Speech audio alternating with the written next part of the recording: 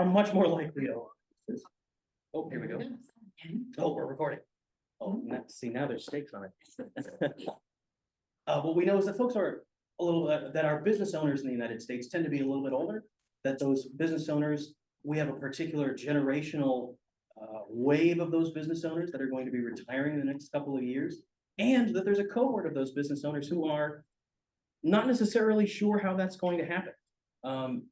For example, we've worked with many different family businesses that have inherited their business or from their, from their parents or from their parents' parents, multiple generation legacy family businesses like that. Other times we have businesses that have been in service or in business for several decades, but now are just trying to wind down and see how they can do some planning for retirement, maybe that has been postponed over the years of being an entrepreneur. Either way, succession planning for small businesses is a really essential topic, and it's something that I'm really pleased to be able to come here and chat with you guys about. There's a couple of technological features that we're going to be using today. I'll explain those as they come up. But before we continue, I've been asked to pause briefly and go over to a different slide, which I'll do momentarily, so that we can briefly discuss one-on-one succession planning coaching from the city of Cambridge. And I'll hand it over to Jared for just a minute. Hi, everyone. I'm Jared Staley, VP Series. I'm with the Economic Opportunity Development team with Sarah Jane and Allison. I manage the one-on-one coaching program through the city of Cambridge and our team. There is coaching available for succession planning after this workshop for eligible small businesses. There are 3 different ways to be eligible.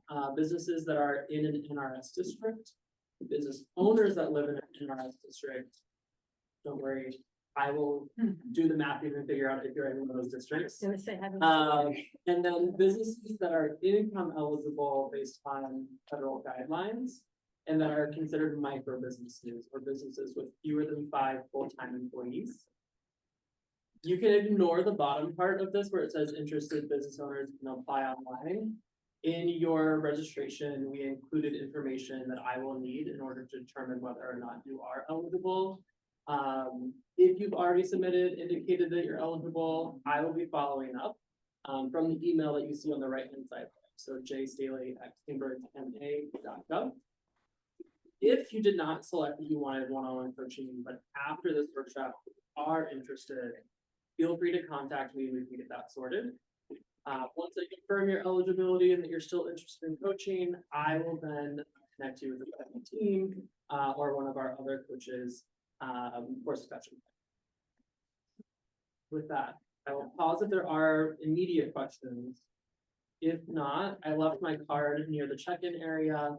Feel free to grab that, or you can email me, call me. That'll help you go beyond what we do today, and you'll be meeting with people that you've met here today potentially. So that's something to keep in mind if you want to take advantage of. Take some action on them today. Yeah. Thank you, Jared. Thank you. Excellent. Thank you, Jared. All right. Well, with that, and I think we have a couple of new folks joining us. Thank you so much for joining us today for our succession planning workshop. Thank you for doing this. Yeah, absolutely. You're welcome. Great to see Did you. everybody say hi already? We did.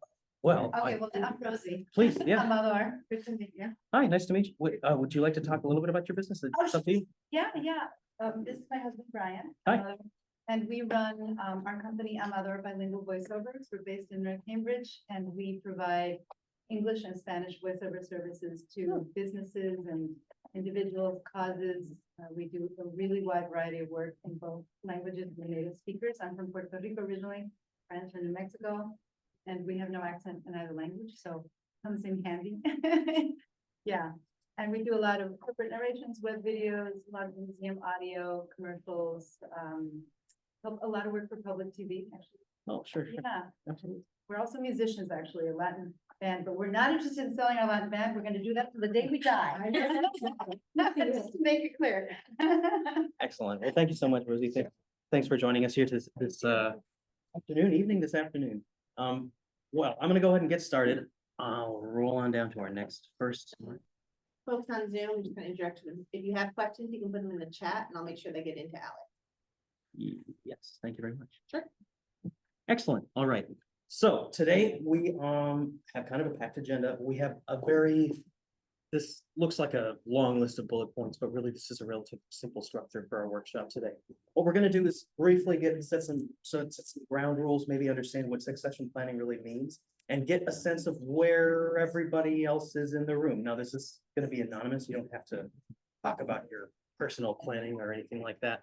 But we want to gauge the level of knowledge, the level of experience, the level of planning that has already been done by folks in the room, because you folks have more knowledge combined than I could possibly share about succession planning.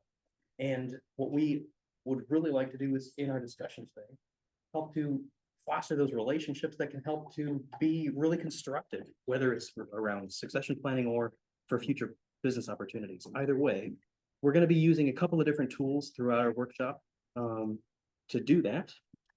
And I guess I'll introduce that in the next slide. Yeah. Otherwise, our workshop is broken up into approximately 3 sections. First, we're going to be talking about what succession planning really is and how to assess when you are ready for succession planning. We will then talk about some of the main options or the main tactics or strategies that people use for succession planning, the employee ownership models, the management buyout, which is not a single agreement necessarily, but also the sale to a third party. And then we're going to talk about preparing for that transition and really set ourselves up for next steps, talking about the possibility for one-on-one coaching and working with the city of Cambridge and Rugby in the future on one-on-one coaching to work on your specific case, before having a little bit of a discussion about post-exit and closure near the end of our work, as sort of a last resort. All right, this is what I want to do. The first thing that I want to do is I want to introduce everybody to a new tool for us in giving workshops. This is Mentimeter. Mentimeter is actually a relatively simple app. What it does is it allows us to take surveys live during this workshop and then display the answers to those, or the responses to those surveys live while still protecting everybody's identity and being anonymous. And it allows us to do that instantaneously. So the first thing that we've done for folks on Zoom, please feel free to jump in on this as well. For folks, the first thing we'll do is have folks scan the QR code with their phones, or you can go to mentimeter.com, either way. And at the top of that website, you'll find a little section that asks you to enter in a code. So we've set up a custom presentation on Mentimeter for this workshop to collect our survey responses. And the first 2 questions that we want to just talk about here, there's 6 questions. It'll ask you to click all the way through them. We can just stop after the second one. The 2 questions we want to talk about are, what succession planning topics are most concerning to you? And there's a couple of options there right now. And then secondly, how confident are you right now in your succession planning? Some folks have come in with a certain degree of knowledge already, have already initiated some sort of a plan and are looking for additional resources, or it could be that we're starting the planning today. That's the kind of thing that we want to do. Is anybody having trouble accessing the Mentimeter? Yes, please, go ahead. So let me see here. Yep, you're on there. That's the right thing. It looks like you just need to access the internet. Okay. You can go to Cambridge Public Wi-Fi, I think that's what it's called. Yeah, in public Wi-Fi. Zoom participants, the direct link is in the chat. If you want to enter anything, you should just be able to click on it. Cambridge Public Internet. Yes. Yeah. And what I'm gonna do is open up our first question here. Oh my gosh, it's working. It's working. Amazing. Yeah. Oh. No, I'd like to go back.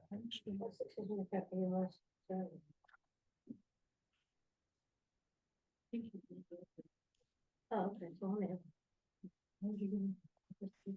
All right, excellent. Mentimeter. So it looks like we have 6 responses so far. This is pretty cool. This showed up right away. I'm kind of impressed. All right, let me see here. I want to be able to present, yeah.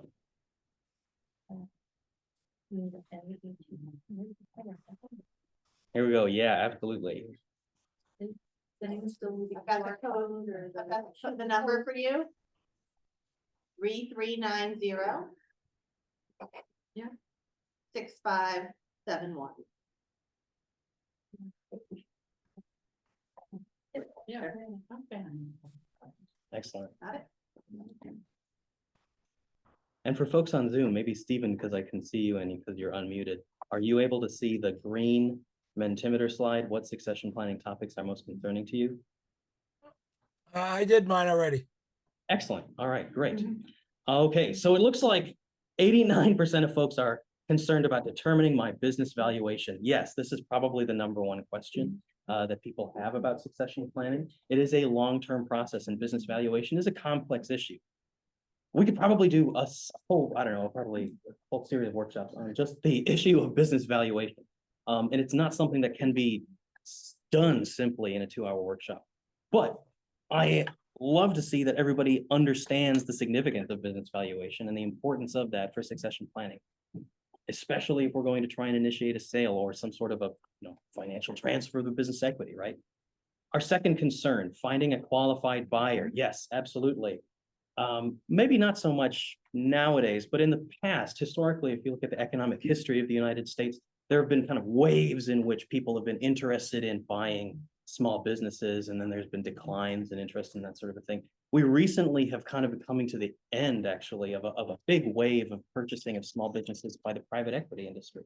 And that has been beneficial for some small business owners on an individual basis, and there's also been some drawbacks to that economic activity. But either way, finding a qualified buyer nowadays, especially in the wake of the COVID-19 pandemic, in the wake of changes that are happening in the economy, in the wake of changes to a remote or a hybrid work lifestyle, finding qualified buyers has become more complex in the modern economy.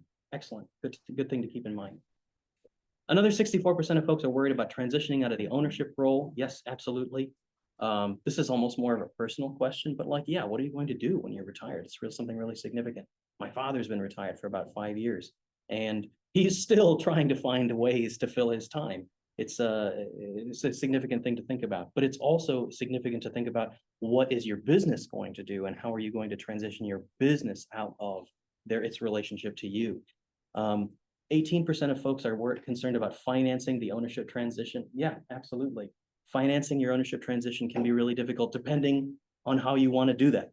It may require some significant financial resources up front in order to make that work. 9% of folks are concerned about managing family and staff dynamics. That's kind of a low percentage, and maybe that's a good sign. Maybe that's a good thing. There's no family to manage. Absolutely. And 45% of folks are concerned about interested in evaluating, I should say, employee ownership. Excellent. Employee ownership is a topic that is of great interest to the city of Cambridge.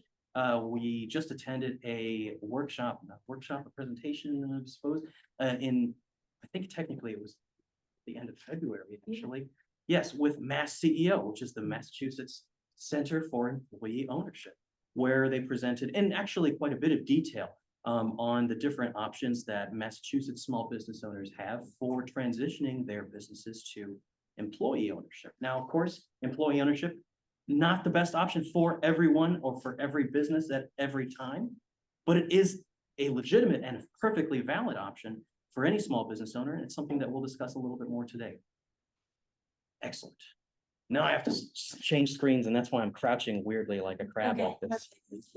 I have to change screens back to our PowerPoint, and then I promise I'll stand back up. All right. It'll save me too. Excellent. Well, thanks folks for participating on Mentimeter. If you want to go ahead and just you don't have to leave it open or have it in your hand or anything like that, but leave that Mentimeter open on your phone or on your computer if you've got it, and we'll come back and finish those other 4 questions, the remaining questions there in a few minutes here. Excellent. So our workshop today, we've got a couple of different objectives. We want to explore how to ensure business continuity. When you're ready to step away, we want to determine the goals that you have for succession planning or for your exit plan, making sure that you're able to assess business readiness, make sure you're able to evaluate the different options that you have, and then actually able to make a specific plan to enact that succession or that transition.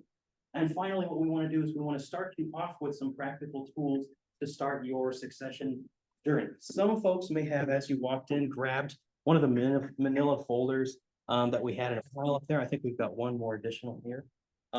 That is a toolkit that RevBeats developed for succession planning, decision making. It is designed for business owners that know nothing and have not done anything with respect to succession planning yet. And so for some folks, it may be a little bit of an early start, but this, let me see here, this toolkit will be one of the documents that we use, or one of the documents that we can use in our one-on-one coaching with you. And it can be something that might be easy, even in laying out simple options or simple questions in an organized fashion to help you to create or to make a determination about the succession plan that your business will follow. All right. Let me see here. We're gonna find a better way to do this. Excellent. I assume everybody's here because we know that succession planning is important. It's not my plan with this slide to try and convince you of the importance of it. But let me just say 4 things about succession planning. Number 1, obviously, business continuity is really important. We want to do succession planning years in advance to make sure that no matter what happens to you and your career and your retirement after you have transitioned out of your business, whether your business is closing, whether it's transitioning to a new owner, whether it's transitioning to a new structure of some kind, that there is a plan to maintain the operations of that business throughout, or to bring it to a dignified close. Either way, that is a complex process. It's something that will have to be managed relatively carefully. We want to have financial security. We want to have financial security for you. So I'm a small business consultant. My bottom line is the financial security and financial health of my clients' businesses. And so for me, as well as for you, the financial security of your business and of your personal finances following a succession planning or transition in business ownership is absolutely essential. And planning that out years in advance and planning the resources required for that years in advance is essential. And so I think somebody mentioned that I think you, sir, mentioned that you're planning on retiring perhaps in 4 or 5 years. That's the timeline we're maybe thinking about, hopefully, for a lot of this financial security planning. But the 3rd and 4th point here, I think, are the 2 that are talked about maybe a little bit less when we talk about succession planning, when we talk about business ownership transitions. The first one is legacy protection, and especially in a town like Cambridge. This is not Manhattan necessarily. There aren't a million businesses here. There's a lot of culture, and there's a lot of community and social goodwill built up in private institutions and businesses in this community and in communities all over the country, of course. But the legacy businesses and small businesses that we have in unique, and I'll be honest, very unique cities like Cambridge, right, are very, very critical. In a lot of ways, you are managing part of the legacy of the culture of your neighborhood. And so legacy protection is an essential component of what we ought to be thinking about in succession planning, because you can be managing not only your legacy as a business owner, but you're also managing a component of your neighborhood and of your neighborhood history. It's something of, I think, a civic responsibility. And the 4th thing that I want to mention here is peace of mind, because retirement is really important. And I believe that everybody, even business owners, deserves to be able to retire in some peace and in some dignity, but also in the peace of mind and security that their business that they have built over decades, perhaps, is in good and strong and secure hands, or at least the hands that have a good plan for what they're going to do with it. And so succession planning really does matter a lot. Sometimes the buttons work. There we go. All right. Our first section for succession planning today is going to be setting goals for succession planning. They're obviously setting goals is really important. There are 3 categories of goals that we think are really, really critical for succession planning, and it's also going to take us toward our toolkit later today. This is maybe where we spur some discussion, and hopefully we're able to bring in the voices of also folks on Zoom as well. We won't forget you, I promise. Well, there's a tendency to do that, I think. We will not forget the folks on Zoom. But what I want to do is talk just briefly about the different goals we have for succession planning, the different goals that people might be thinking about. And then I want to warn you that other business owners may have very different goals for their businesses. They may not be thinking about their business and what they would like to have happen to their business in the same way as you. And there might be really good reasons for that. So that's why I want to have a conversation about these goals. Why do we want to do this? Why is this my personal motivation for having maybe this succession plan? Why is this my financial motivation for having this plan? Anyways, we'll get there in a moment. We have personal goals regarding succession planning. We have financial goals regarding succession planning, and we have legacy goals regarding succession planning. Personal goals, I'm going to define here as essentially relating to retirement in your personal life, what you are able to do and what you are responsible for to yourself and to your family, for taking care of yourself after you are no longer the owner, or no longer the owner in the same way, perhaps, of the business that you started or that you currently own. These personal goals can range from, I want to be able to come into the business and work. So actually, we just worked with I guess I won't name them, but we worked with a grocery store in a local non-chain grocery store in Boston just a couple of months ago, where the owner wanted to be able to continue working in the kitchen whenever she wanted. And then she wanted to be able to drop everything and leave whenever she wanted.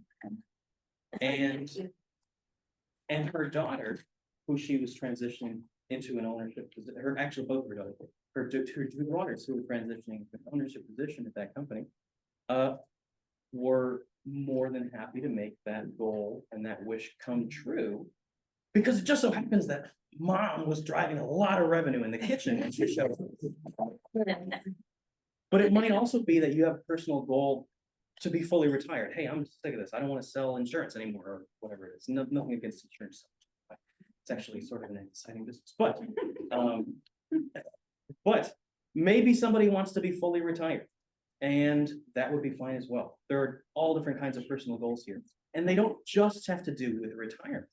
Maybe there are assets in your business that are really important to you that you would like to extricate from the business. Now, we might be getting into financial territory there a little bit, but there could be all sorts of benefits that are non-financial, or assets that are non-financial, that are components of your business that you don't want to let go of, or that you want to continue to enhance and be involved in beyond your retirement or beyond your transition. These are all personal goals that we may have for succession. All right, financial goals. Okay, now we're talking about the value of the business and revenue and profits and that stuff. What are the financial goals that we have for this succession? Are we trying to, We're good. am I sharing the screen properly? Yeah, I think Oh, are people on Zoom able to see the screen? yes. Oh, gosh, I'm sorry. I just had a little- Yeah, I don't. All right. Anyways, financial goals. What are the financial goals that we have for the succession plan that we're putting together, right? And so this is not exclusively about how much money you want to have when you retire, right? Although that's a really significant, question to be answered. But other financial goals include and are maybe more important, actually. Other financial goals include the way that the finances of the business are going to be structured even after you are no longer the owner, or the way that the payout, if you are going to be receiving payout from your business, most small business owners do when an ownership transition takes place. If you're going to be receiving that payout, how is it going to be structured? If we have questions about the assets of our business, those non-financial assets, or those maybe even intangible assets or benefits that are related to your business, if we have questions about that, how can those be monetized or financialized to allow you to step away from the business more effectively? And finally, in terms of financial goals, a lot of businesses and business owners are financially entangled, and they find it very difficult to extricate themselves from the business when a transition is happening. And so what financial goals might we have to begin or to complete that disentanglement? And what strategies should we utilize in order to make that happen? And finally, we have legacy goals. Legacy goals, this is about preserving the culture at my company, preserving the appearance of the facade of my beautiful old-fashioned such and such business, something like that, right? One business, for example, that we know legacy and culture was really significant to them in their ownership transition is right across the street. Broadway Bicycle School, which is a worker co-op, I believe, that was featured at our CEO workshop a couple of weeks ago, is a worker-owned co-op that when that ownership transition took place, one of the key motivators for transitioning into a worker cooperative was that the workers who worked there wanted it, and because they wanted to preserve the culture and the unique opportunity for not only being able to work with bicycles and do bicycle education, but also to be in this tight-knit Cambridge community, that working at that business presented itself and owning a part of that business presented itself. So, legacy goals, really critical. And there can be all sorts of different legacy goals here. The other main area of legacy goals that we often hear about from folks is family related, of course. I think you mentioned that you're a third generation business owner of Royal Pastry, is that right? Yeah. And it may be a legacy goal for some family businesses that would become a fourth generation, right, or a fifth generation family business. Or it may be a goal that we say, hey, our kids, my kids or some my grandkids are not interested in running this business anymore.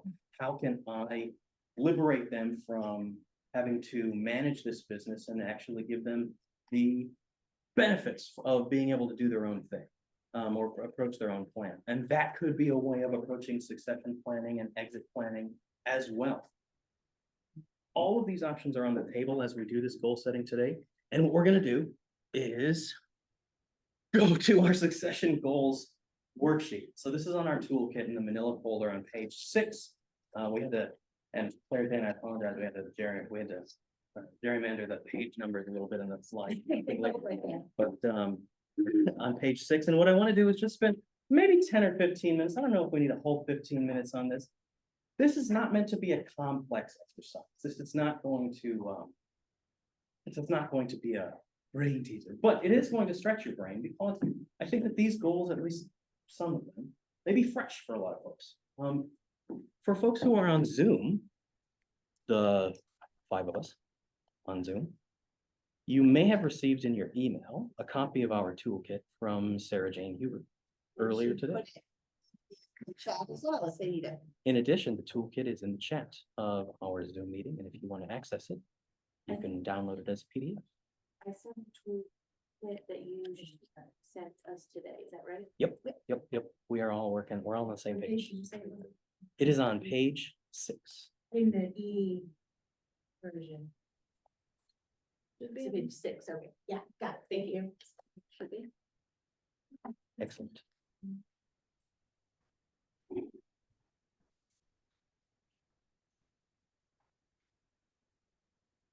You're welcome to spend some time looking at it and fill it out. Yeah, I guess, and chat about it, yes, like ask us questions and. Chat, he goes through page 9. 8, through page 8, 6 through 8. Yeah. And also, like, you're not, nobody here is a kid. If there's a component of your worksheet that is not interesting or compelling to you, then you can skip it, it's not essential. All right, excellent. Well, thank you so much, folks. I'm not sure we quite got 15 minutes there, but that's okay. I think we gotta keep on rolling here. I guess before we jump forward and move beyond succession goals, I wanted to just ask if folks had a reaction to the toolkit, the succession goals worksheet. I think the idea here is we're not determining a specific plan right now in this workshop necessarily. But we're taking a look at the different options that we have available and thinking about which priorities are most important to us. Anybody want to share any of those sections that you noticed are a priority for you? Please, yeah. So I'm very after speaking to you. I think that I'm very interested in the management buyout. My family don't want business. I think let's share that. The employees I have in place in leadership positions maybe don't have enough earned economy to purchase the business due to its revenue, what it does. However, I'm in no rush to receive any money. And, so is there a way that you're saying a trust or some nature? Is there a way that you can have them build up a level of money to purchase it over a period of time? I don't have business partners, very lucky to purchase it. We bought everything out. So, and I can tell that they have a love for the business as it is. They're growing it, and hopefully, knock on wood, they are younger than me, so we have task clear than them. So there's no way for that business, not my kids, so there's no way for that business to tell us. Or something. So, I would like to pass. I don't need money from stone for it, but I do want to make sure there's something set up. Absolutely. I mean, I don't want to be too prescriptive, but from our conversation, I think that management buyout sounds like the right sort of, and like I said, I think we said that we're gonna treat those like two categories of equal, or concepts of equal level, but they're not quite. Management buyout is a category of all sorts of different arrangements that could take place, where managers are, a component of, the staff takes over a business, whereas the ESOP, the employee stock ownership plan, it creates that trust and creates that trust organization that over time slowly takes over ownership of the business from the owner, on behalf of a group of employees. Anyways, we can go into a little bit more of the details on that. And there are absolutely, the next phase of this work, Mhm. Sarah Jane has been working diligently on accessing resources around funding for various different options, particularly around the employee. So, Anybody else have anything they wanted to share that? One of the questions made you think of and the toolkit, you think about them? I mean, I think it was really interesting to answer the questions and see the things that were important and to align with this. I'm like looking at the same, like either the management bio or the employee. And truth, I don't know, in 15 years, we're way, whether my kids will be interested or want to take over, but I definitely have slightly young managers of different aspects of business who I could see wanting to do that. So it's kind of an interesting to kind of see already the patterns of things that are important to me lead to the same answer. Okay, excellent. Second section of our workshop today is around assessing the business readiness for succession planning and for exit strategy. Assessing the readiness of a business for what? We want to make sure when we are doing succession planning for a business, for a small business transitioning to a new owner or into closure or into some new structure, we have to make sure that the business is ready to undergo that transition period. These transition periods, I kind of think of them as being frictional periods when either the form or the operations of the business, the activities that we're undergoing, or maybe the ownership, the way that we're managed, the way that we are directed to do work is changing. Those transition periods are periods of vulnerability. They're periods when cash flow can be messed up and we can have cash flow shortfalls that can lead to a disruption of the succession plan, or maybe a catastrophic disruption of the plan such that it doesn't work out at all. We're not able to complete that plan. We have to change our plan, right? It can lead to changes in the operations that were not planned. And that transition period can lead to risks, basically, in terms of in terms of what an owner is able to control as the succession strategy is playing out. We think that there are 5 main areas that business owners need to assess to be sure that they are ready, that their business is prepared to undertake that transition period, that risky period of transitioning from its current state into a new ownership state, or from one ownership structure to another. The first area of readiness is financial stability. Financial stability, we're looking at revenue and ensuring profits are as high as we can get them. But the real key here, as I mentioned earlier, is cash flow. Managing cash flow within a succession planning process, within a succession, within a transition period for any business is essential. And the reason for that is because while profitability in a business is virtually essential for a successful ownership transition, cash flow management and proper cash and what I suppose we might call good management of cash flow doesn't always come along with profitability and can often be disrupted in spite of ongoing profitability. And so maintaining financial stability and understanding of profitability, cash flow cash flow management is essential. Customer relationships, we want to maintain strong relationships with our key stakeholders.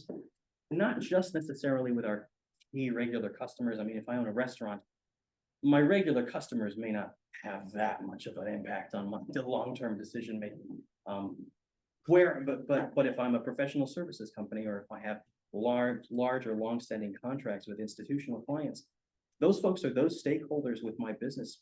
They may have quite a bit of an opinion about what my transition plan will look like, or what working with my company after I'm gone will be like. And so managing those expectations, managing those relationships will be essential. We want to, of course, think about legal structure, and this is an essential and absolutely critical component of any succession plan. But we want to talk about reviewing the legal structure of our business and making sure that that structure is either able to be transferred properly to somebody else or transformed in order to be transferred in a proper way, right? So whether we're looking at a closure with dignity, whether we're looking at a transferal of ownership, is the business legally well structured for that to happen? I can't tell you the number of times where I have met very competent, very well organized, small business owners, relatively long-standing, but it turns out they have a business partner from, a decade ago, and that person has equity in the business, but we don't have a signed partnership agreement. And even the strongest and best structured of businesses can be tripped up by this sort of thing. We have to be absolutely sure. So every business is different. Multiple owners, single owner, LLC, S corp, C corp, all different kinds of things can be going on. It has to be, but we have to be ready to make any kind, to make sure any succession plan will be successful. Fourth, we have to document processes. We have to have documented processes. This is really about operations. If I own a business, my business operates. Hopefully, it can operate without my direct intervention for at least some period of time. When I'm gone, or when I have retired, or when I am no longer going to be in a directive position at that company or in this business, how do I know that the processes I've put in place are going to continue? If I own a Japanese restaurant, how do I know when I'm not there to manage the kitchen that the cooks are going to follow my recipes, right? Documenting processes and also making sure that your staff understands why we have these processes is essential for making a smooth business transition in operation.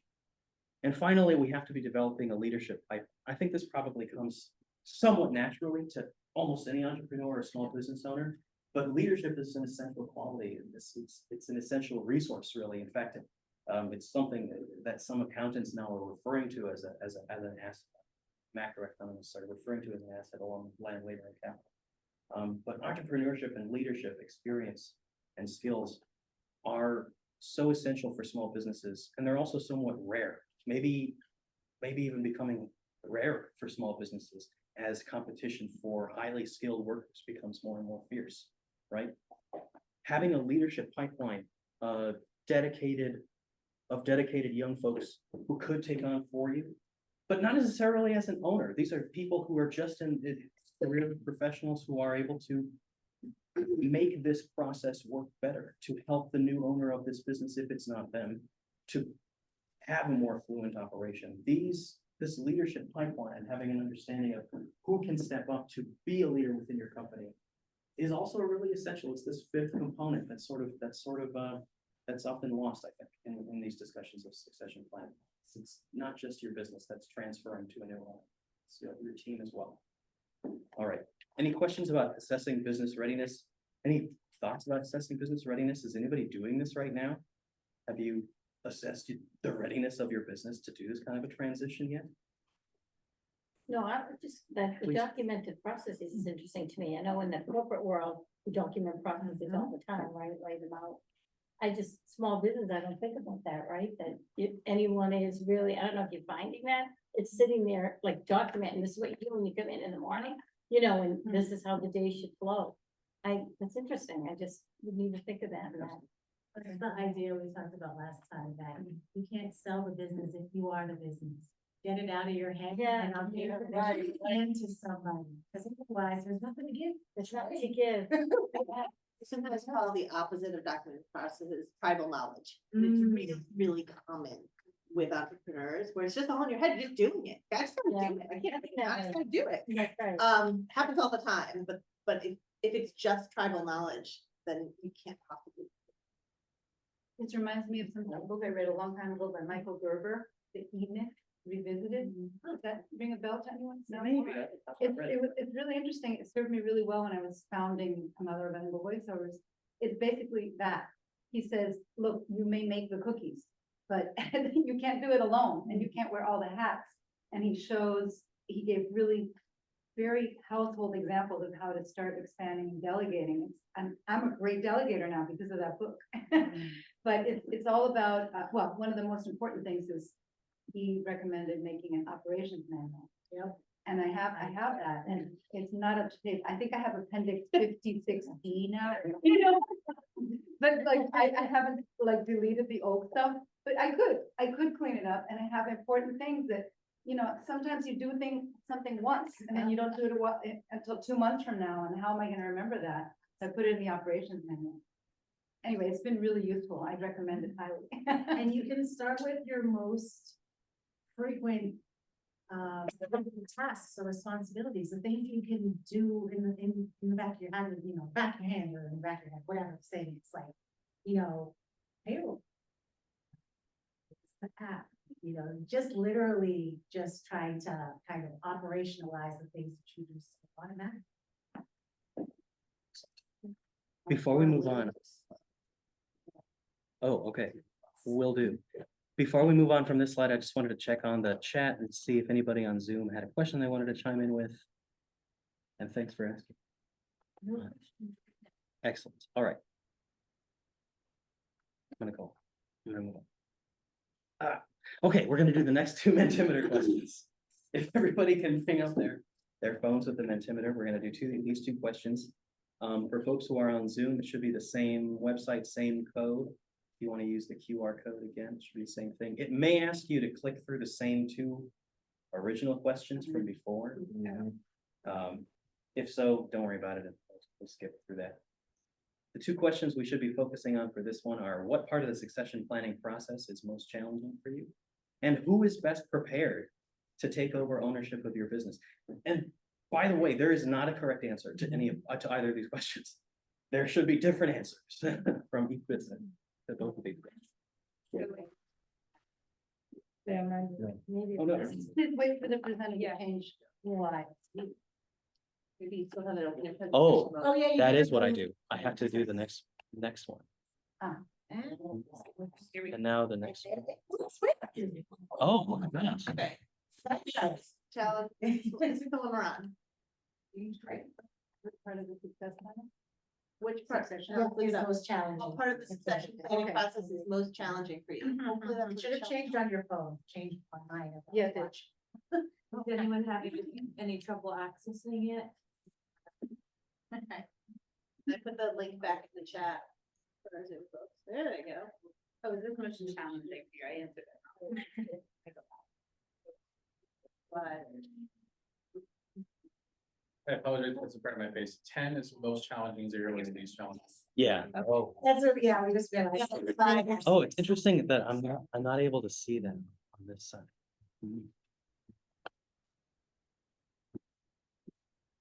The 10 is most challenging. Yep.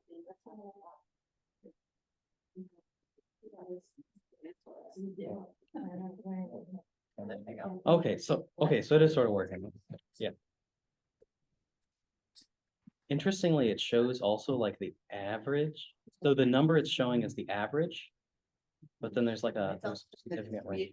Yeah, that's pretty cool. Yeah. pretty cool. Yeah. Oh, that's a variation. It's kind of exciting. It is.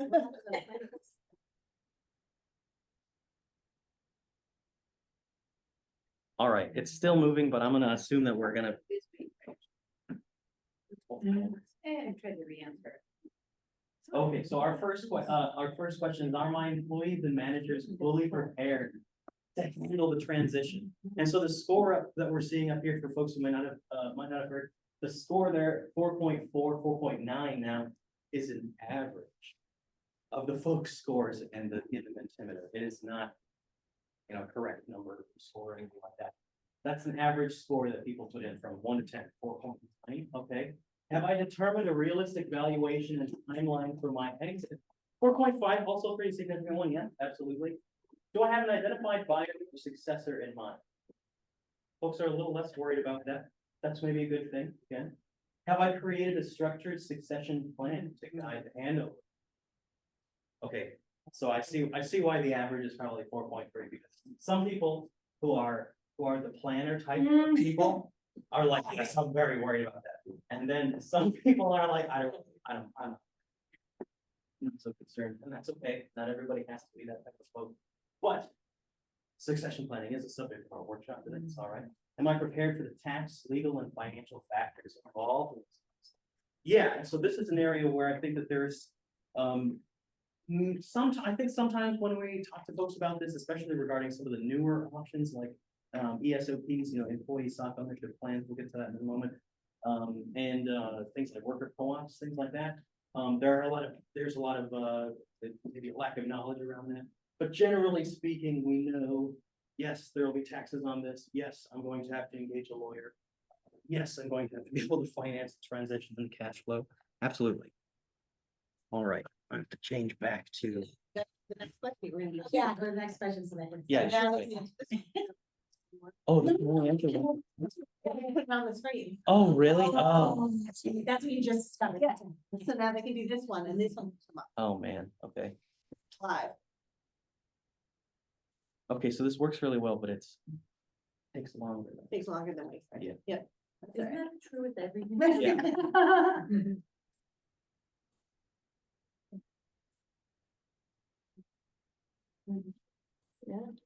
Okay. All of them. Oh, this is great. Oh, so we've got some moderation now.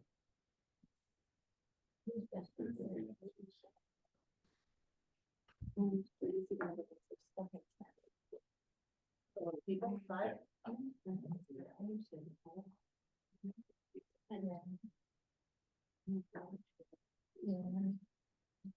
Seems like a lot of people have at least one that's going far to the right. Yeah. That's good. Yeah.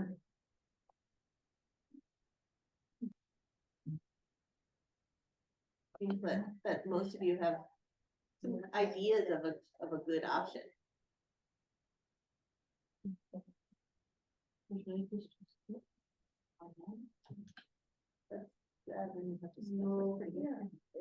don't think it's the secret to say that we are very supportive of the employee type options because of the opportunity. Like mobility for oftentimes. Folks, this is the way to build a little wealth. So, yeah, City of Cambridge will support you in that endeavor all day. It's probably the most unrealistic for my business, especially at this point, but that's the one that I just feel the most. The ESOP, like all the logistics, the legal things, how it works, how the trust works, how you get your payout and whatnot if you leave the business that whole. And there are no good resources online for this that I've found. We've got. They must be hidden, okay. CEO works I excellent. was gonna say, it's just complicated. There's so much information, you can be overwhelmed and figuring out where to go and who can help you with it. Some of what you're probably actually work operative. Will get you want to have more than 20 people. Yeah.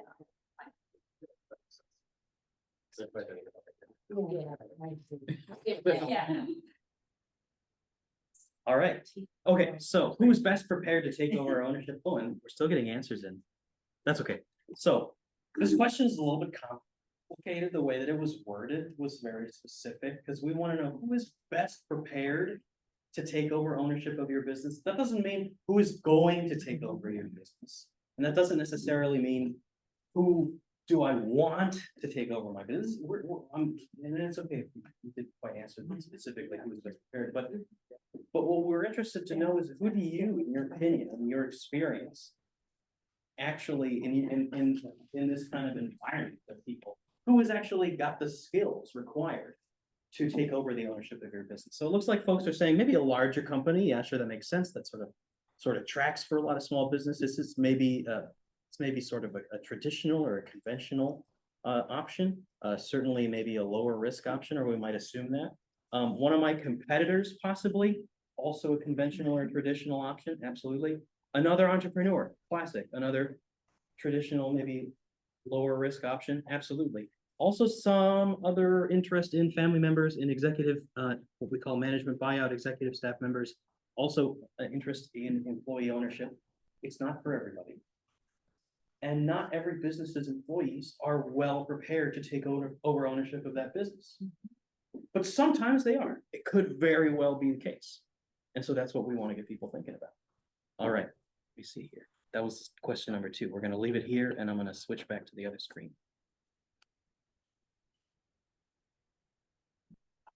Yes. Okay. We are going to skip this because of time. It's okay. Yeah.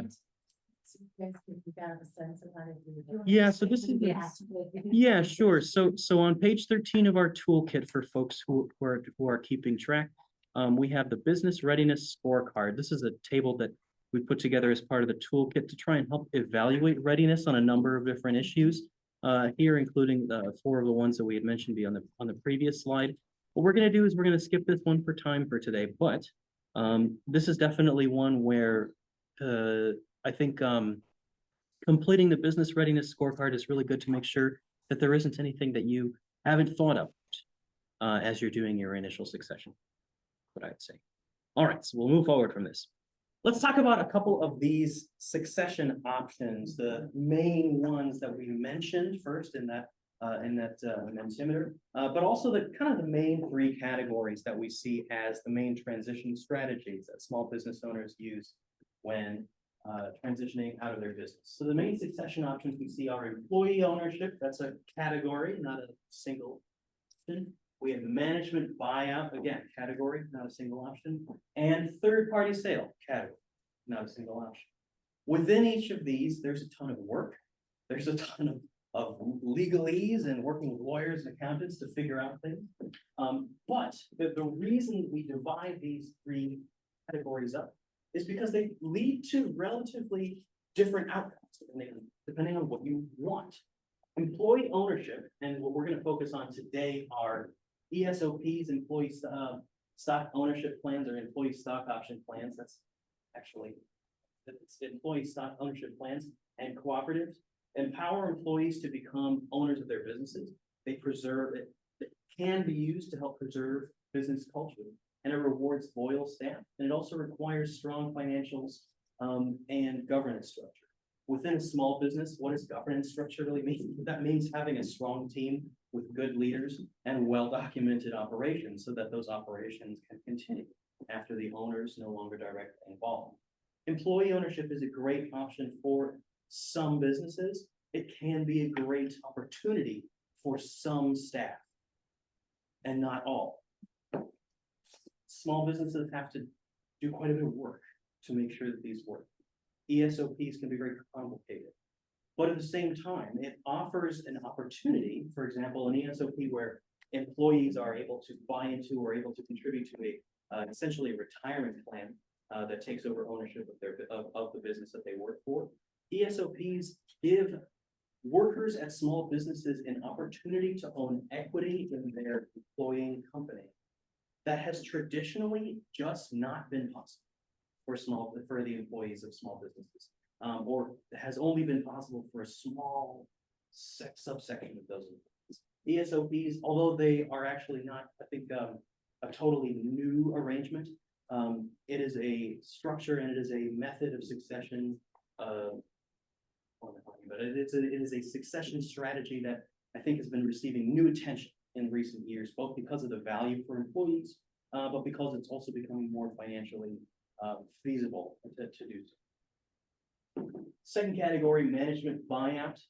This is a little bit more commonly understood. So this is where the managers, executives, the folks who already help to operate a business take over the ownership of the equity of that business. So we often see this, I think a particular area, a particular industry where we virtually always see management buyouts is in law firms, which are virtually always taken over one partner from another, or from a group of partners from another, especially with family-owned or small-owned law firms. Another area that we might see that is like dental offices. This tends to be an area where folks who have a particularly high skill set, but also who need to be good at management, come together and are able to work together really constructively. Those are the kinds of businesses where we most often see this sort of management buyout. The management buyout basically entails current managers or executives purchasing the business. It helps to ensure continuity of leadership and a smoother transition in operation. It helps if you're not trying to change the whole operations or the whole business model of the business in the process of undertaking the succession planning. But it will require financing, significant financing from those managers in order to buy out the business. And it may require seller financing. And this is something that's this is something that is an option for some small business owners to offer financing terms to their managers or to their upper level employees in order to acquire businesses. And finally, but the third category we want to talk about here is third-party sale. There are platforms online.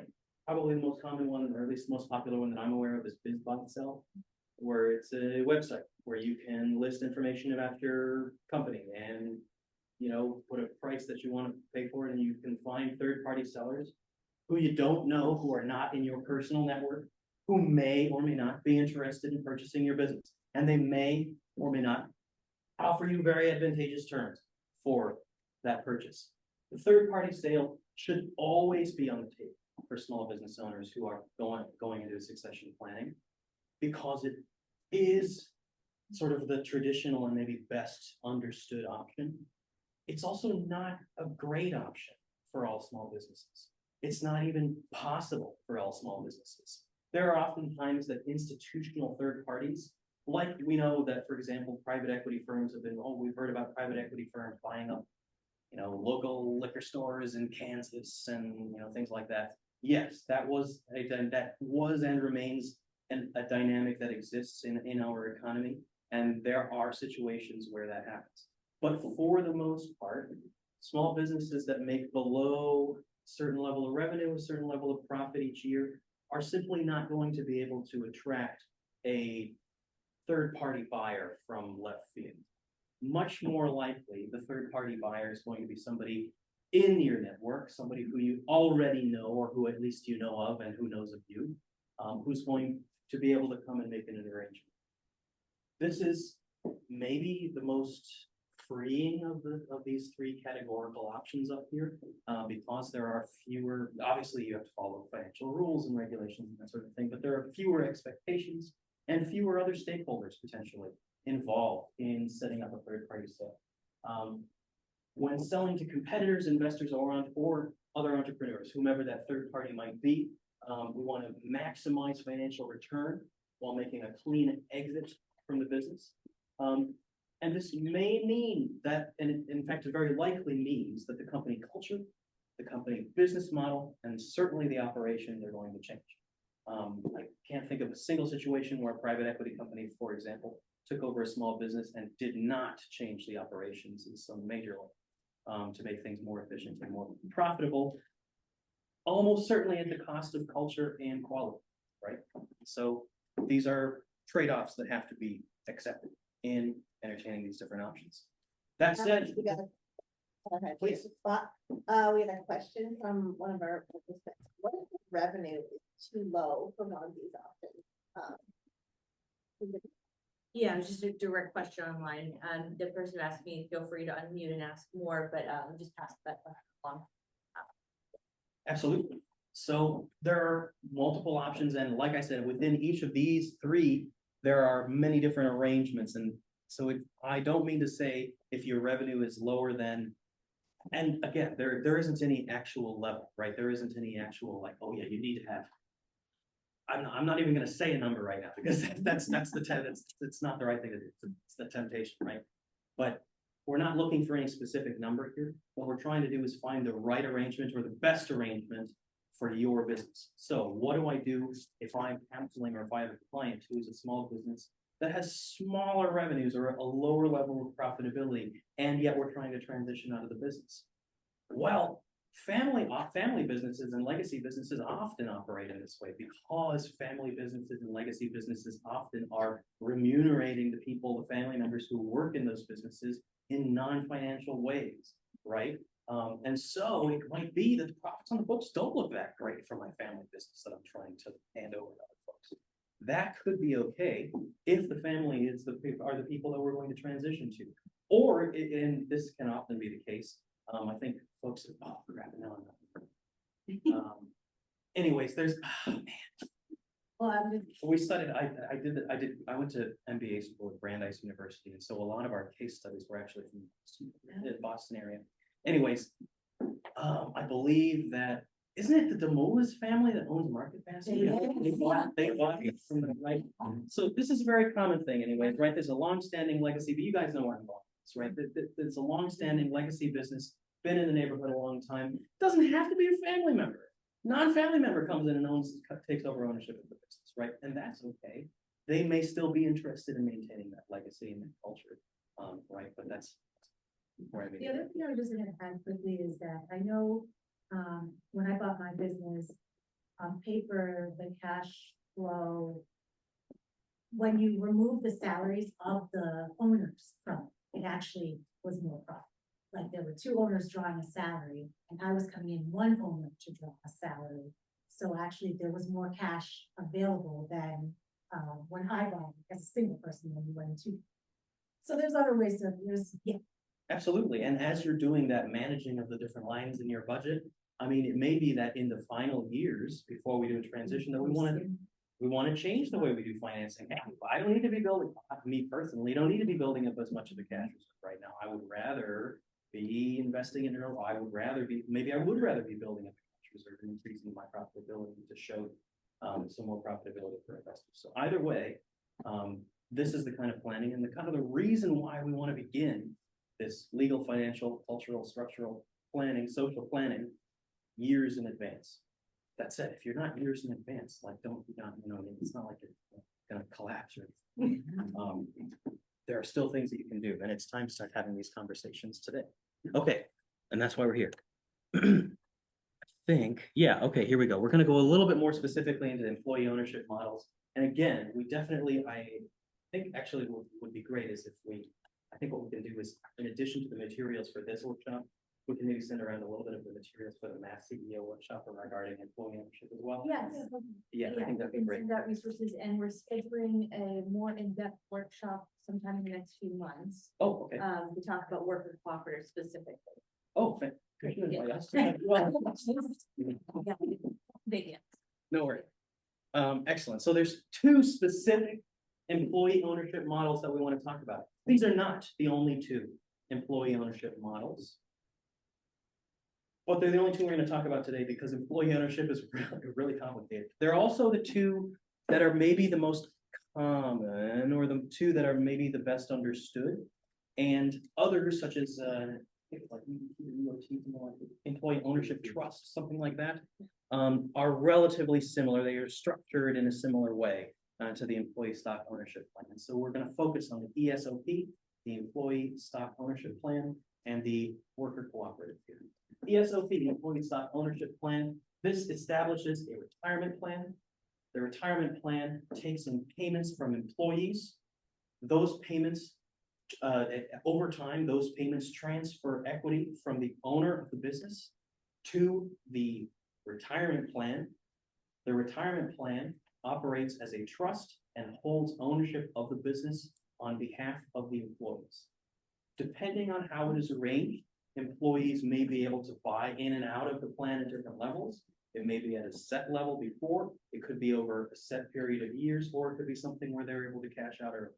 All of those are options that can be determined and kind of fiddled with depending on the needs of the business. And they'll all impact the eventual financial and sort of legal implications of each of these things.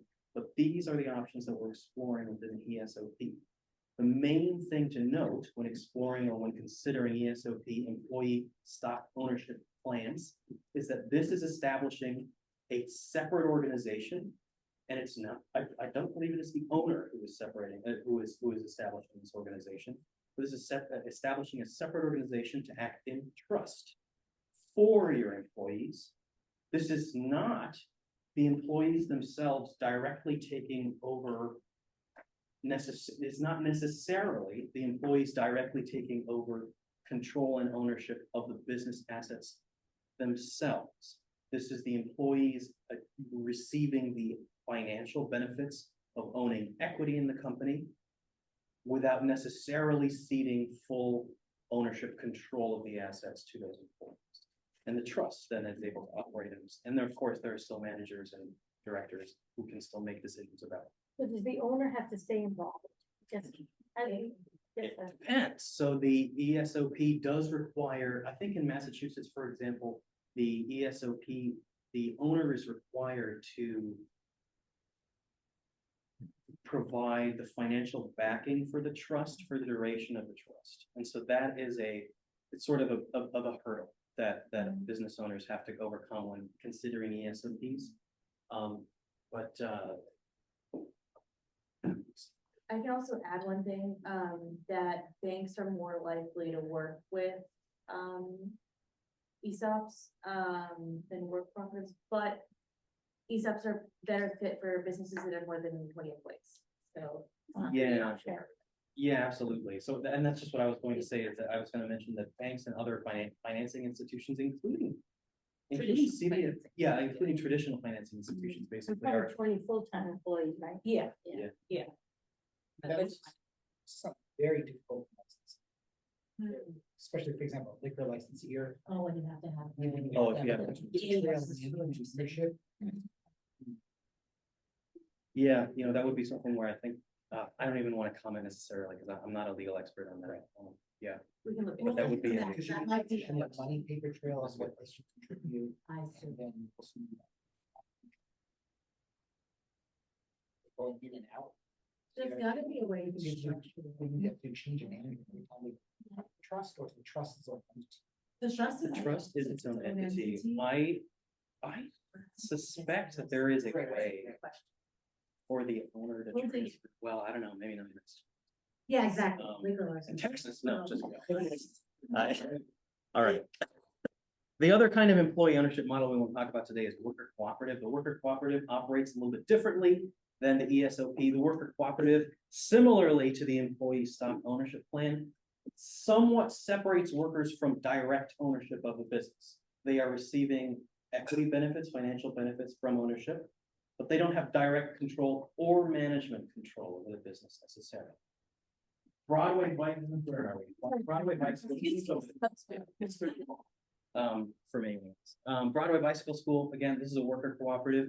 What happened was when they established their co-op model, what they did is that they allowed the workers and the employees of the business at that time to, I think, to buy in terms of a value of shares. And then those controlling shares determine the equity of the cooperative itself. And over a period of maybe 30 years or something like that, the cooperative slowly acquired ownership of the business from the owners, and the owners remained involved in the business. They continued to work at the business part-time, I think, on a part-time basis for at least a decade, I think, after the cooperative was established. That's how a good opportunity getting ready to retire, right? Well, That's it's for- not, I would say that it's not necessarily something that is a requirement that the owner be involved, but I would say that for a worker cooperative to work, worker cooperatives can be just fantastic. And I think the folks over at Broadway Bicycle School, for example, would give you very positive reviews of their experience in worker cooperatives. However, there are many risks to manage, right? We have to have staff who really have the ability to manage themselves and to be able to make some decisions, even though, the worker cooperative itself might be isolated from executive decisions, and there would still be managers who would still need to make important decisions and who would still be fulfilling the functions of a business owner. In spite of that, worker cooperatives still need to make collective decisions about staffing, about certain other issues. And that can slow down the process of changing the business model. It can slow down the process of investing in new things, or even hiring new folks, bringing in new blood, that sort of thing. So worker cooperatives, again, this is a very exciting opportunity for folks if it's going to work for your business to transition into a worker cooperative model. But it has to be the right business. One thing I would say is that it is virtually impossible for a business owner on their own to look at their staff and evaluate that staff as being ready or not ready to form a worker co-op. I would say it is virtually impossible for the owner to make that evaluation. Instead, the decision to form a worker cooperative must almost certainly come from the workers themselves. And not just an expression of interest, but an actual plan of, hey, we, the workers, your staff of this business, really think that we could put something together here and operate this business. And we think that, hey, we know that you're planning to retire. Let's have a good faith conversation about how we could work with you on that. But I think it would come from the workers. Does that make sense? Yeah. Any questions about worker cooperatives or employee stock ownership? Is there roughly a minimum number of employees for a worker co-op to function? I believe technically you can have a worker co-op of 2. And that comes from like union labor things. Technically, a co-op is also a collective bargaining unit. That makes sense.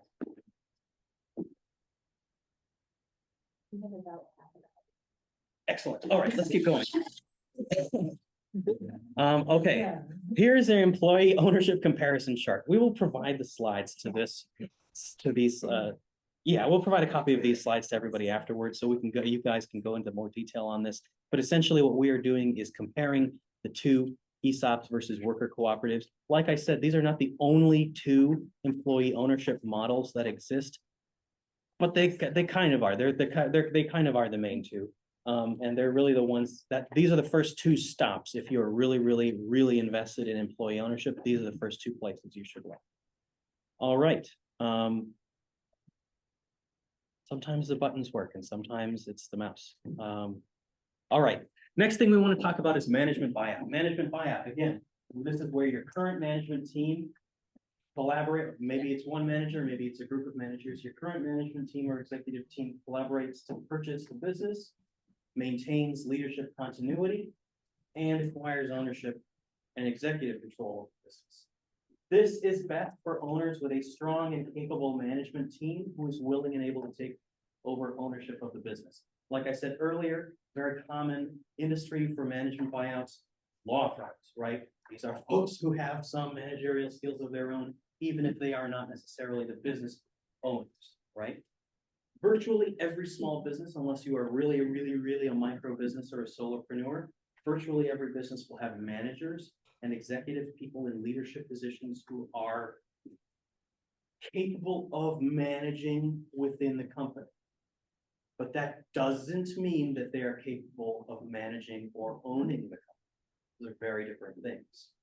The first step in evaluating management buyout as an opportunity is to make sure that leadership continuity is going to be maintained. And that can only be maintained if your current managers are able to do their jobs and your job.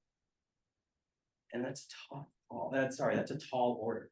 It's something that most managers will need to grow into. Most managers and most management teams at small businesses with a single or a small group, maybe 2 owners, for example, most management teams cannot simply step into that role of the owner of the business on day 1.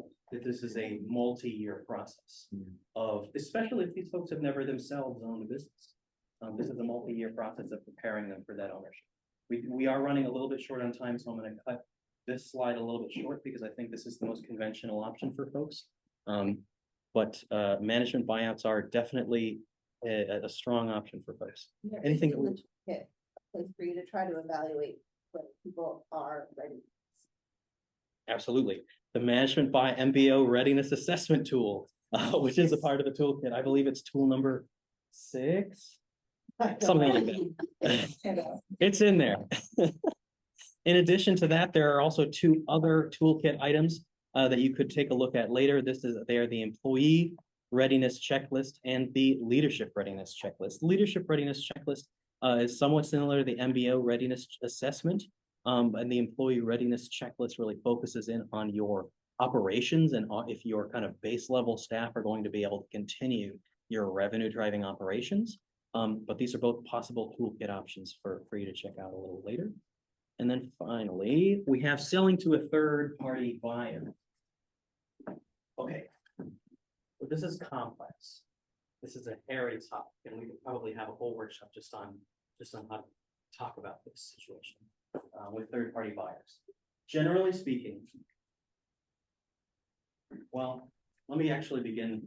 Let me go back a little bit to the beginning. What you may have noticed, if you've been paying attention throughout our workshop, is that I have not specifically set aside any one slide or section of this workshop to specifically talk about family businesses. And the reason for that is because actually, there isn't that much of a difference between a family business transition and a non-family business transition. Really, the main difference is that you're going to do one of these things. You're going to do an ESOP, or you're going to do a third-party buyout, so to speak, or a management buyout, maybe. It's just going to be with your family instead of with some other person. And in this case, the third-party buyer might be a family member, and that might end up being your family's succession. But third-party buyers come in many different forms, and we want to talk about 3 other types of third-party buyers today that you can be aware of, should think about, and that we should probably decide which is the best one to target for my business. This is a really important decision to make. And hopefully we'll be able to make a hopefully you're able to make a determination about it. But essentially, if we're not having a succession to family, if there isn't already somebody who's a family member who's clearly like, okay, they're interested in the business, we have 3 different categories. We have strategic buyers, we have financial buyers, and we have individual buyers. What does this mean? Strategic buyers are competitors of yours. They are your supplier. They are industry leaders, right? So this would be Boston Standard buying Joe Schmo's HVAC shop, right? This would be Hogan Tire buying Sullivan, right? Like this is the strategic purchase, right? If I own a sushi restaurant, or if I own I'm trying to remember what people's businesses are. And you a barbershop, and you don't own a sushi restaurant, you own a Japanese restaurant, not a sushi restaurant. Anyways, if I own any of these businesses, it'll be one of our competitors or somebody in a similar industry who's trying to either consolidate their local area by moving into a new location, or they're trying to consolidate their supply chain. And that's why we're talking about suppliers here, right? So it could be, for example, that, oh, man, I'm gonna be able to come up with a recent example of a client. I was gonna say, like, we have, icky bread, and maybe you buy the flour to the down. But I'm just saying, like, No, that's a good. I think that's maybe you buy the means of production. It's vertical integration. Right. Yes. But it's the good kind. No, I'm just, so, no, actually, that does sort of remind of an example. So I'm not going to remember the exact name of the company or anything. But one thing I know that is happening and has been happening as part of the Californication of the restaurant industry across the United States in the last 20 years is that we know the farm to table movement has been happening, and that's an element of California cuisine originally. It's really big focus, the local bar movement, early 2000s. And as the California style of restaurantism has spread across the country, there has been an increase in the number of restaurants that have actually ended up purchasing or becoming part owners in farms, so that they can secure and partly monopolize the supply chain for a particular ingredient. So that might be an example of a strategic buyer, although perhaps a little bit of an extrapolate. Sorry, we'll come up with a better example next time. All right. Financial buyers. There could be financial buyers. We've mentioned this earlier this evening. The idea of private equity firms or other investors of some kind want to come in. Hey, I heard that you can make more profits in small business than you can on the stock market. My father would not believe it. I told him that he would not believe you. And he might be right. So typically small businesses are not as profitable. I think the stock market, the Dow gives you an average return of like 9.4 over the last 30 years or something like that, which is pretty good. Small businesses on average probably don't give you that good of a return. But some do, and if you have a highly profitable business that could beat the stock market or beat treasuries or beat gold, if you have an investor who's a gold bug, right? If you have a small business that can beat that level of profitability, then this might be the kind of financial buyer or this financial buyer might be the kind of buyer that you are looking for, somebody who wants to make an investment. And this is probably the right option for folks who are trying to maximize their returns. I'm trying to retire. I didn't work for a company and pay into a 401k all my career. I owned a business. And therefore, I would like to be able to retire off the returns of my business. How can I maximize those returns and maximize the value of my retirement accounts? Probably with a financial buyer, somebody who is looking to maximize on profitability and who's willing to make an investment in a profitable business, something really tangible and high value. But like we said, the profitability and the level of profitability that you have in your business at this stage will be directly competing with the profitability of alternative investments. So at this point, if you're really going for financial buyers and to approach an investor who is trying to do this as an investment, then you have to approach them as an investor and not just as a small business. Does that make sense? Okay. Final category, individual buyers. Okay, these are entrepreneurs. It could be a competitor of yours, but typically when we're talking about competitors, we think of strategic buyers, Home Depot buying a local hardware store, that sort of a thing. Individual buyers are often more folks who look like me, right? Who are like these young folks. I'm not just out of college, but who are sort of, mid-career, something like that, who are trying to have something of their own. And I can tell you that as a millennial, I won't tell you what kind of millennial, but as a millennial, I can tell you that people of my generation are really hungry for ownership. Ownership is going to be much harder for us than for older generations. That includes housing and other things like that, but it also includes business ownership. Credit is more expensive now than it has been in 25 years or 20 years. Property is more expensive now than it has been in our lifetimes, ever possibly. Taxes now are higher on almost everything than have ever been in most of our lifetimes, right? And so ownership is going to become a slimmer and slimmer chance for a lot of folks my age. Even though this is not the only kind of individual buyer that you may end up working with, that's kind of the archetype that I might leave you with for individual buyers. These are folks who have skills. They do have the capability. Well, I don't know if I have the capability of running your business, but this person, this hypothetical individual buyer, they would have the capability of competently running your business. And likely they would want, hopefully they would want to work with you in order to make that happen.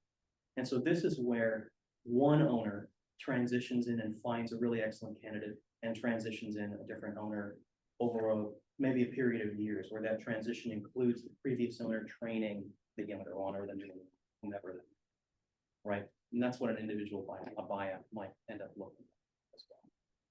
Any questions about these different categories of buyers? Understanding that the financial arrangement made with any of these four categories, whether it's a family member, private equity firm, some random person you met on Biz Buy Sell, the financial arrangement that you make with them could be completely different. There's no way that we could prescribe what that's going to be now. But do these four categories make sense, and do you kind of know who you would go for at this point? Yeah. All right, let's go to the next thing. I think it might be a Mentimeter about this. No, okay, no. So there is some stuff. Oh, we did this. Sorry, I forgot to move the slide forward. All right, so now that we found a buyer, the other thing that we need to talk about is what the price. What is the price that we're going to assign to our so this is really talking about business valuation. Like we said earlier, this workshop is not about business valuation, but business valuation is very, very important. And business valuation is kind of a topic that's going to be an ongoing feature of your succession planning as you do succession planning from now on. There are four strategic considerations we'd like to have you keep in mind as you are considering business valuation, as you are doing your succession planning. The first thing is that you have to understand your true business. Understand true business value. So when we're looking at your company's finances, your physical assets and market position, in order to get a true valuation of your business, there is hopefully a specific process that an accountant and that financial professionals will be able to go through with in order to evaluate what the actual valuation of your business is. That'll include making an account of all of the assets of your business. It'll include going through the historical finances of your business. And there are a couple of key factors that they'll be considering when doing this business valuation. The first one, of course, is profitability, right? So we need to have a business that is at least somewhat profitable, or that has a narrative around profitability that makes sense to a buyer. Why are we this profitable? Why are we not profitable? Why are we low profitability? If there's a good explanation as to why that is, for example, because I've been paying myself, or because I've been having, or because we've been investing in this property, or because there are all different kinds of reasons why profitability may be low. And if the explanation to a purchaser makes sense to them, then that's fine. But profitability is an essential component of that conversation. We also want to be able to understand cash flow and historical financial performance. Okay, you're profitable this year. You made a profit last year. You're in the black this year and last year and a couple of years ago. Great. But how bumpy has that road been, right? I think there was a great demonstration, and not a demonstration, it's it was just a quip basically that a professor of mine made at college, but he drew a graph with like a straight line, so graph, right? Straight line from the bottom left corner to the top right. It's like, this is a growth graph, right? People think this is how success happens. You start from 0, you go to 100. But it's actually like this. And then he drew this big squiggly line, right? And so you understand where I'm going with this, right? We want to know what that squiggly line looked like. And it's okay if it was squiggly, like that's going to happen. There's cash flow issues, businesses have problems, people pivot, there are global pandemics randomly and nobody tells you about it beforehand. But we have to be able to explain what happened. So this is really about assessing and explaining the story and being able to then express that in evaluation. I've also seen businesses post like, great potential if you add delivery. You know what I mean? Like a takeout spot or a restaurant, it's like, there's added value if you do X, which I'm the current owner is not willing to do kind of thing. Absolutely. It's a story that if you choose to. We recently worked with a client in upstate New York that they own a marina on a certain large body of water in upstate New York. And he's trying to transition out of the business. And he's got a laundry list of investments that could be made, but he's like, I'm 75 years old. I don't want to spend my money investing in this because it's only going to come back. It'll make money. The investment will make money, but it's like 30 years. I don't have 30 years. Right. Well, who has 30 years? That's what we're looking for, right? That sort of thing. All right. Another thing we want to make sure in terms of maximizing business valuation, we've got organized financial records. Everybody, obviously, we know keeping good financial records is very important. I cannot tell you. I don't actually have good research or numbers on this, but I would estimate that greater than 50% of small businesses in America are not like doing their bookkeeping properly. No, Greater than that. More than that. Well, I don't actually have a study on that, but I don't know it's true for sure, but I'm sure it's true. And what we would really encourage you all to do is to make sure your financial records are really well organized before we go into a business valuation process. There are a couple of factors, or a couple of steps that we would advise people take in. First thing is make sure your records are all digital, not just we got QuickBooks 5 years ago and it's been great since then. Okay, great. But also we need to know what happened 30 years ago, not 30 years ago. We need to know, potentially, we need to know what the historical financial figures look like from a longer time ago than that. And it might be helpful to digitize them. Probably not 30 years. I take that back. That was but that would be really ridiculous. Yeah, but keeping financial records digitized, very important. Second thing is we want to make sure that they are properly reconciled. A lot of small businesses have their transactions reported. They have their accounts properly. They got the, they know the balance in their bank accounts. But a balance in a bank account is not the same as a balance sheet or a balanced budget. And so oftentimes what has to happen and what we often work with some of our accounting partners is small businesses who need to go back years to reconcile transactions, years of bookkeeping. I'm not saying this is the state of your books right now. I'm saying we should make sure it's not. And we want to explore other funding options. So why do we want to explore funding options when we're doing business valuation? Well, here's the deal. When we consider different financing options, like seller financing, business loan, private investors, this can make buying your business. Okay, so but what we want to do is we want to offer multiple, we want to be somewhat flexible in financing options for buyers, because especially when we're trying to facilitate either a management buyout or a third party purchase with someone that we know, so not a financial institution, not a private equity firm, not an investor, but somebody who's a family member or a network member, right? We want to be maybe flexible in what funding and what financing we're able to offer them. And oftentimes, especially for family members, especially if we have some stake beyond the financial and getting this person to acquire the business, we have to do some of that work for them. And so helping our staff understand, have you ever heard of an employee stock option plan, right? Have you ever heard of employee ownership, and are you interested in that? Bringing to people the idea of, hey, I think that I may have the resources to assist you with some level of seller financing if you would be willing to take on a certain level of other liability, and I don't know exactly what that financial arrangement ends up like, but exploring those different funding options beyond, I'm willing to explore this negotiation with you if you can pony up right now, is really what we're saying, is that finding other opportunities to work and finding ways to have that negotiation really be a push and a pull on your side will make this process easier and a little faster.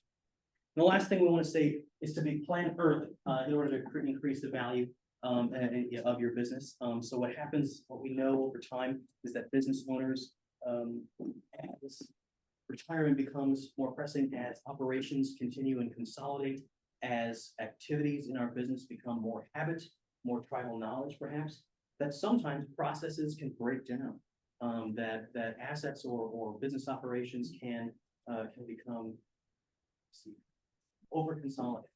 And what we want to make sure to have happen is that we have the time to loosen those things up. We have to be able to plan early. We have to be able to come in and adjust each of these operations, whether it's our financial operations or just our revenue driving operations on the ground floor of our business. We have to be able to put in place the changes that are necessary in order to increase our valuation. And that's why coming at this succession planning and thinking about business valuation as a component of succession planning early on is such an essential component of our process. Okay, we are really running short on time. I really got to keep going here. Yeah, I would start doing I was trying to figure out what makes the most sense. I think maybe we should go lighter on the wrap up. Yeah, I think we can skip this slide here. I'm just going to skip over this one. It's pretty simple, and then and go. Yeah, okay. So what we do want to talk about is a last resort, sort of, or as another. And I don't want to say last resort because that's sort of, but yeah, maybe. It's an option. Because it's a perfectly legitimate option, and it doesn't necessarily, certainly doesn't necessarily imply any kind of a failure. And I think that closure is often a very good option for certain small businesses where continuity is not really, an option. Hey, the writing is on the wall. There isn't any demand for macrame owls anymore, and so we might be shutting down operations. No, wait a minute. I'll take it. I'm glad I got people with the macrame. Okay, so closure and liquidation, perfectly valid option, along with transitioning to third party, transitioning to management, transitioning to employees, transitioning to family. We can also close. It could be that financially, this might be the best option for us. It could be that there are not good options for us in terms of transitioning this to somebody else. There are still things that we need to plan for if we're gonna close. And there's still succession planning that can be done, both for our assets and for our finances, but also for the employees and the team that we have. First thing that we need to consider, of course, is business valuation. If we're closing and liquidating, we need to know how much we can liquidate those assets. Probably not gonna get 100% book value of those assets, but that's not really the goal. We're trying to close down so we don't have on any more expenses, right? Number two, we wanna make an employee transition. Typically, you don't wanna leave your employees high and dry and just close down and the next day they're out of a job. That's not a law that says you can't do it. But it would be really nice if you didn't do that to your employees. And so planning for severance, planning for financing for severance, but also planning for support in finding new jobs and finding new employment is something that a lot of business owners do when they close or when they find a new owner or a new purchaser for their business. When any kind of transition occurs, making plans for employees who don't want to stay or who are not comfortable with the change in that business could be a considerate thing for you to do as well. Thirdly, we want to talk about legal dissolution. There is some paperwork. The government wants to know if you shut down your business. They want to know about it. Still expect their annual fee. Yes, and they're $100. Yeah. exactly. Yeah. And so make sure that you're in touch with your legal counsel and make sure you go through all the paperwork for that. And then finally, we want to make sure that any debts the business has are also settled. So when we balance our books, when we balance our budgets, we have a balance sheet, we need to make sure that the debts, the liabilities of our business are also balanced out. So what that means is that any financing from liquidating assets of the business, any financing from reserves or cash that the business may hold could be used to close out existing debt accounts. It could also be that the owner is able to maintain those debt accounts and that it's acceptable for them to continue owning that debt and still close the business and continue to pay it down over time. That's also perfectly possible. You're not required to close out your debt accounts when you close your business. But oftentimes, it is the, say, Go ahead, finish. but oftentimes it is it is a good opportunity when you're liquidating assets to also try and use that to eliminate that. Anyways, really think not sure. Yeah. So what I want to do here in the last 8 minutes is do our last two Mentimeter questions. And so everybody, I hope you'll bear with me if we go to Mentimeter one more time. We have the QR code, and I also want to make sure we have it in the chat.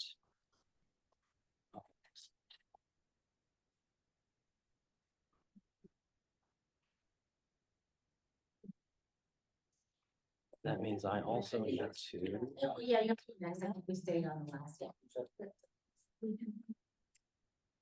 There we go. All right. So which business transition tactics have you considered?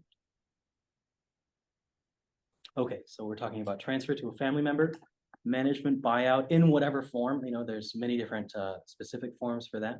Employee stock ownership plans, worker cooperative or some sort of a collective ownership for your workers in your business, sale to an external or third-party buyer. And then finally, a lot of folks might have been thinking about partial buy-in or co-ownership arrangement. Sometimes people think of this as a short-term or a transitional option. Sometimes long-term, bringing in a managing partner or managing owner is a good option for your small business. So we got 7 responses. Is anyone thinking of something differently now than they did 2 hours ago? I didn't even know about worker co-ops, so yes. It was really interesting, but it's that minimum, oh no, co-op can be any number of employees. Yeah. Yeah, Oh, we well, never thought of I would that. say that the employee stock ownership plan, I don't think there's a minimum number of employees that it works for. It's just, 20 or more, but often 50 or more. yeah, It's much better, yeah. yeah, it's just Yeah. distributing the, Volumes. yeah. Yeah, 'cause you know, most of the time it's a retirement plan, so people pull out when they leave. So if you only got 2 or 3. Oh, it's yeah, just not we work enough to to set up in there to keep Yeah. it going, yeah, That's the why. yeah. But theoretically, I mean, you could create one that was 5, 10, theoretically. All right, looks like we have 9 responses. I think that's good enough. All right, so we're thinking about maybe 1 in 5 of us or so are thinking about transferring to a family member. About a third of us are thinking about management buyout. Good. That's a good conventional, sort of a low risk or a really well understood option. Excellent. Nobody's considering employee stock ownership plans right now, and that's okay. They are very complex. Can be somewhat difficult to do, and there are somewhat high requirements. But again, I do want to emphasize that with employee stock ownership plans, that they can be a very good option for businesses if you do need some of those requirements. Quick question on the ESOP. What if you have a parent company, the parent company owns multiple entities? So if I have a mother restaurant group that owns multiple restaurants, the employee stock ownership plan would be for the mother restaurant? Oh, good question. That I don't. We can try Sounds to like we need to answer put for you. That might be a thing that we need Yeah. to research with you in one-on-one coaching sessions. I don't think I'm. No, Maybe you could just bring, you did mention earlier, the entity arrangement. Depending which direction you're going, by the way, Michael Aparicio would rather be part of the team. So if you are going a certain direction, so you'll want to work with your legal and financial team to understand if your entity is the correct entity for that direction. So say, for example, any entity or if you're going to have stock ownership as part of this, an LLC entity might not be the appropriate structure. So you might need to move to like something that's corporation. Oh, okay. So question for, again, just reviewing, is it the right entity? excellent. All right. And we had another question. Which would be the ideal outcome for your business ownership transition? So again, this is another one of those questions with kind of like funky wording. We're not saying what is going to be the outcome of your business ownership transition. We're not saying what could be the outcome. We're saying what would be the ideal if you could have all else aside. Ceteris paribus. If you could have the ideal outcome for your business ownership transition, what would it be?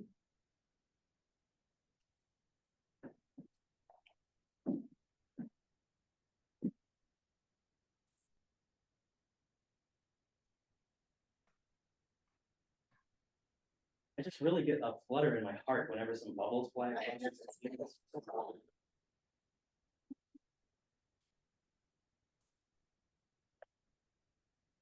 a very funny name to me, Mentimeter, because in Spanish, mentira means lie. They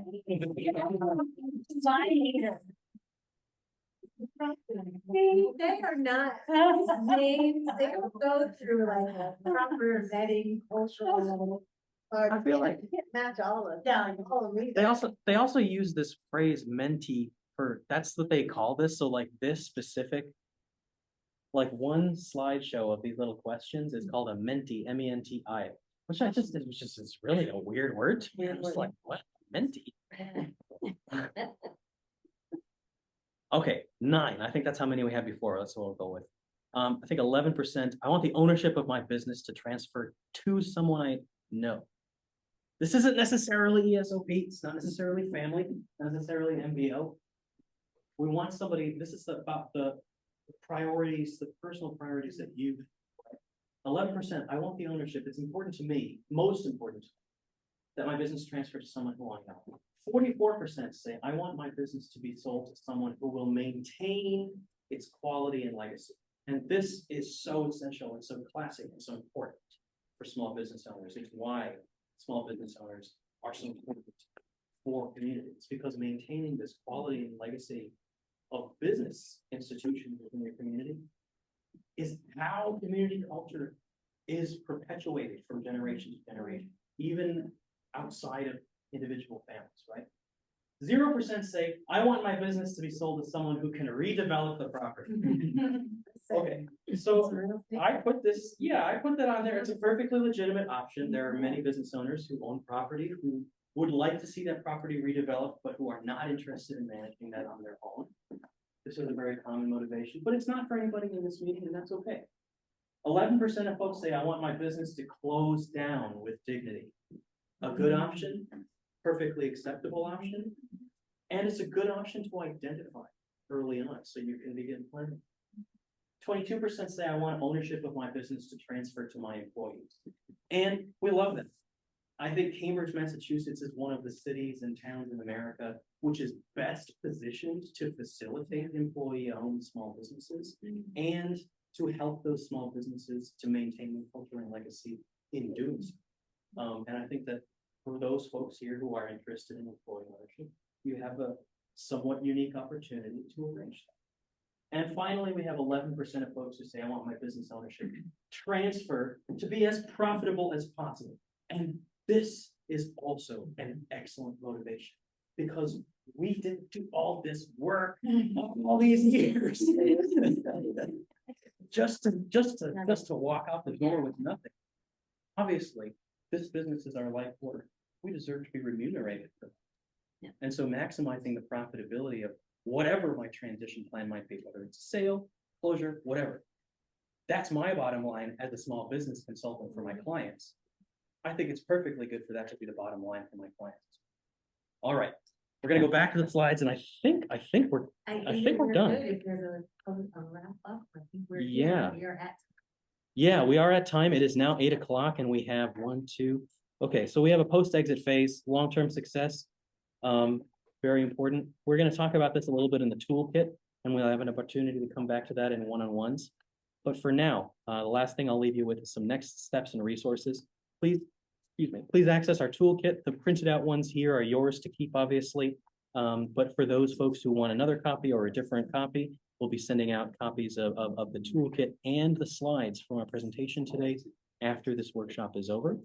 I would definitely recommend that if folks, even if you don't, not everybody's going to use the toolkit, and that's fine, I understand.